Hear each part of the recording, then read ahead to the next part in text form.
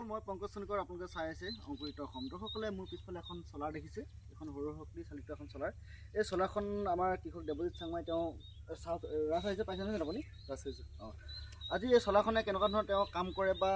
এই চলাৰখন পাবলৈ কাৰ লগত কেনেকৈ যোগাযোগ কৰিব বা এতিয়াও এই চলাৰখন মানে ৰাজ্যৰ যি কৃষি বিভাগ আছে তাত তেওঁলোকে দি আছে নেকি সেই বিষয়ে আমি কিছু কথা পাতিবলৈ চেষ্টা কৰিম দাদা হয় নমস্কাৰ হয় এইখন মই জিলা কৃষি বিভাগৰ ফালৰ পৰা লৈছিলোঁ মই ধেমাজি জিলা কৃষি বিভাগৰ পৰা লৈছোঁ এখন ৰাজসাহায্যত মানে কৃষকসকলে পাব এতিয়াও বৰ্তমান অসম চৰকাৰে কৃষি বিভাগৰ জৰিয়তে কৃষকসকলক দি আছে আমি এইখন চলাৰ লোৱা আজি মই 5 বছৰ হৈছে 5 বছৰ হ'ল ন 5 বছৰ হৈছে এতিয়াও ধুনীয়াকৈ কাম কৰি আছে মই এইডোখৰত বড়ো খেতি লগাওঁ বড়ো খেতিৰ কাৰণে এইবাৰ আকৌ লগাম এইডোখৰত বড়ো খেতিৰ কাৰণে পানী দিওঁ ফিচাৰীত পানী নাইকিয়া হ'লে ফিচাৰীত পানী দিওঁ আৰু অন্যান্য মোৰ গ্ৰীণ হাউচত গোটেই পানীখিনি ইয়াৰ পৰাই ব্যৱস্থা কৰোঁ ইয়াৰ পৰাই দিওঁ আৰু খুব কম খৰচত কোনো পেট্ৰল নালাগে কোনো ডিজেল নালাগে জাষ্ট এটা চুইচ দিলে আপোনাৰ পানী মানে এভেইলেবল ঠিক মই কেনেকৈ আৰু এজন এতিয়া কৃষকে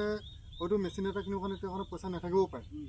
এটা মেচিন ভাল মেচিন এটা কিনিব গ'লে 15-18 হাজাৰ টকা লাগিব কিন্তু ইয়াত ওৱান টাইম ইউজ মানে একবাৰ যদি কৃষকজনে পইচাটো ভৰাই লয় ইয়াৰ পৰা তেওঁ ধুনীয়াকৈ কোনো পেট্ৰল কোনো ডিজেল নোহোৱাকৈ তেওঁ বৰাবৰ পানী লৈ থাকিব পাৰে মই আপোনাক দেখাইছোঁ এইটো এখনকৈ মোৰ এখনৰ বয়স 5 বছৰ হৈছে 5 বছৰৰ চলাৰখন এতিয়া যিমানেই ৰ'দ পৰে সিমানে পানী হয় যদিও বৰষুণ থাকে তথাপিতো মানে চলাৰখন নচলে বুলি এনেকৈ চলি থাকে মই দেখাই দিছোঁ এইফালে আহক মই অকণমান দেখাইছোঁ অকণ আহিব ওচৰলৈ এখন ইয়াত 6খন প্লেট আছে 6খন প্লেট আছে এখনত মানে 325 মানকৈ ভল্ট হয় মানে 38 পইণ্ট ভল্ট মানে 325 এখন চলাৰ পৰা ইমান কাৰেণ্ট উৎপন্ন হয় আৰু ইয়াত এটা কণ্ট্ৰলাৰ আছে এই কণ্ট্ৰলাৰটোত ইয়াত এটা চুইচ আছে এইটো চুইচ আছে চুইচটো অফ অন কৰিব লাগিব অফ অন কৰাৰ পিছত আমি যদি এই চুইচটো অন কৰি দিওঁ অন কৰি দিয়াৰ পিছত ইয়াত যিটো মেচিন সেইটো এইফালে মেচিনটো দেখাব কৈছোঁ এই মেচিনটো ঘূৰিবৰ কাৰণে আমাক এনেকৈ ঘূৰিছে ওলাই পানী এনেকৈ ধৰণে ওলাই গৈছে পানী ওলাই আছে এতিয়া ৰ'দটো অকণমান কম হৈ আছে ৰ'দ যদি বেছি হয় নহয় পানী স্পীড বেছি হয় ওৱান টাইম ইউজ কৰিব লাগে ওৱান টাইম ইউজ কৰিলে এজন কৃষকে এনেকুৱা ধৰণৰ চৰকাৰৰ সুবিধাবিলাক ল'ব পাৰিব আমাৰ যি ৰাজ্যৰ যি জিলা কৃষি বিভাগ আছে জিলা কৃষি বিভাগৰ এটা ইঞ্জিনিয়াৰিং ডিপাৰ্টমেণ্ট থাকে নহয় জানো সেই ইঞ্জিনিয়াৰিং ডিপাৰ্টমেণ্টৰ যিসকল বিষয়া থাকে যিসকল অফিচাৰ থাকে তেওঁলোকৰ যোগাযোগ কৰিলে এই চলাৰখনৰ বিষয়ে সবিশেষ কথাখিনি জানিব পাৰিব নহয় নিশ্চয় আমি লওঁতে অলপ সস্তা আছিল আমি ধৰক লওঁতে প্ৰায় 16,000-18,000 পৰিছিল কিন্তু তেতিয়া মই বয়িংটো দিয়া নাছিল কিন্তু এইবাৰ এইবাৰ কি হ'ল 32,000 কিমান বুলি কোৱা গম পাইছোঁ হেৰি কৃষি বিভাগৰ ফালৰ পৰা গোটেই বয়িং চিং চব কৰি দিয়ে মানে ফিটিং কৰি দিব চলাৰ তলাৰ লগোৱাখিনি গোটেই কামখিনি চব কৰি দিব 33,000 টকাত কাম কৰি দিব আৰু সেই 33,000 টকাটো আমাৰ দৰ্শকসকলক জনাওঁ যে প্ৰায় 85% ৰাজসাহায্যত আপোনালোকে এই চলাৰখন পাব মানে গোটেই বস্তুটোৰ দাম হৈছে 2 লাখ কিমান হাজাৰ 1,25,000 মান হ'ব কিন্তু তাৰ কাটি কুটি যিটো চৰকাৰী ছাবচিডি আছে 85% মানে 100 টকাত কৃষকজনে 15 টকাই দিব লাগে এতিয়া লাখ টকাত হ'লে 15,000 টকা দিব লাগিব আৰু এইফালে 2 লাখলৈ মানে 2 লাখ 2 লাখৰ ওপৰত আছে গোটেই ছেটটো ধৰক ওৱান টাইম গোটেই 2 লাখটো এজন কৃষকে দিব নালাগে এইটো কি কয় গভৰ্ণমেণ্টৰ ফালৰ পৰা দি আছে অনলি কৃষকজনে 33 বা 34,000 টকা দিলে তেওঁ গোটেই ছেটটো ল'ব পাৰিব আৰু ল'ব পোৱাৰ পিছত তেওঁ কোনো পেট্ৰল আৰু কোনো ডিজেল ইয়াত খৰচ কৰিব নালাগে আৰু একবাৰ ইউজ কৰাৰ পিছত গোটেই বস্তুখিনি আপুনি পানী দি থকাৰ ব্যৱস্থা কৰিব পাৰিব আৰু আমি ধৰক এইখনে যদি ভালদৰে যদি পানী দিওঁ এটা মেচিনে যিমান পানী টানিব এইখনে আৰু পানী টানিব কৃষকৰ কাৰণে বিৰাট ভাল কৃষকসকলে এইটো বস্তু ব্যৱহাৰ কৰিব লাগে এইটো বস্তু ব্যৱহাৰ কৰিলে খেতি পথাৰৰ কাৰণে আমাৰ সুবিধা হয় আমাৰ মানে কি বিশেষ ডকুমেণ্ট কেনেকুৱা ধৰণৰ কি কাগজ পত্ৰ কি লাগে তেওঁৰ মই যেতিয়া লৈছিলোঁ তেতিয়া মই জাতিগত প্ৰমাণ পত্ৰখন দিছোঁ আধাৰ কাৰ্ড পান কাৰ্ড দিছোঁ বেংক পাছবুক দিছোঁ আৰু মাটিৰ যিখিনি প্ৰমাণ পত্ৰ আছে সেইখিনি প্ৰমাণ পত্ৰ দিছোঁ মই এপ্লিকেশ্যন কৰিছোঁ এপ্লিকেশ্যন আৰু ফটো 2 কপি লাগে এপ্লিকেশ্যন কৰাৰ পিছত মোৰ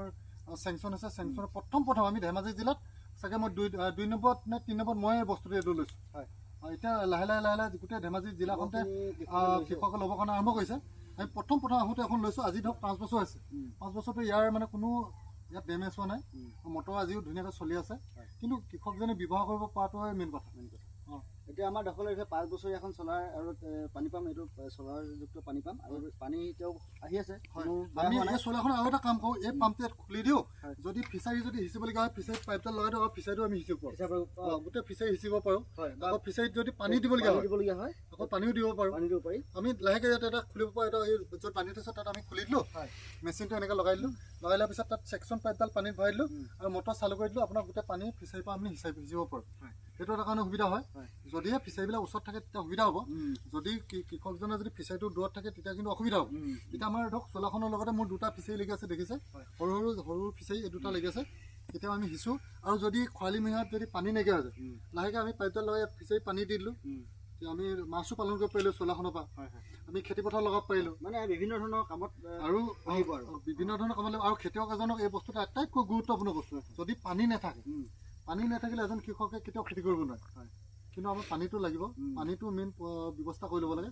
ব্যৱস্থা কৰি লোৱাৰ পিছত কৃষকে খেতিত আগবাঢ়িবলৈ তেতিয়া খেতিত উপকৃত হ'ব বুলি মই ভাবোঁ। নিশ্চয় দাদা, ধন্যবাদ। মই লগতে আমাৰ দৰ্শকসকলক জনাওঁ যে এই পানী পাম্পটোৰ বিষয়ে যদি আপোনালোকে অধিক জানিব বিচাৰে তেতিয়া আপোনালোকৰ নিজৰ জিলাৰ যি এগ্ৰিকালচাৰ বিষয়া, এগ্ৰিকালচাৰ অফিচ আছে, কৃষি মানে ইঞ্জিনিয়াৰিং ব্ৰাঞ্চত গৈ আপোনালোকে যোগাযোগ কৰক। আৰু কি কাগজ পত্ৰ সেইখিনি লাগিব আৰু ন? কাগজ পত্ৰ ফটো 2 কপি লাগিব, হয়, বেংক পাছবুক, আধাৰ কাৰ্ড, পেন কাৰ্ড, তাৰপৰা মাটিৰ কাগজ পত্ৰ আৰু জাতিগত প্ৰমাণপত্ৰ। আৰু এইটো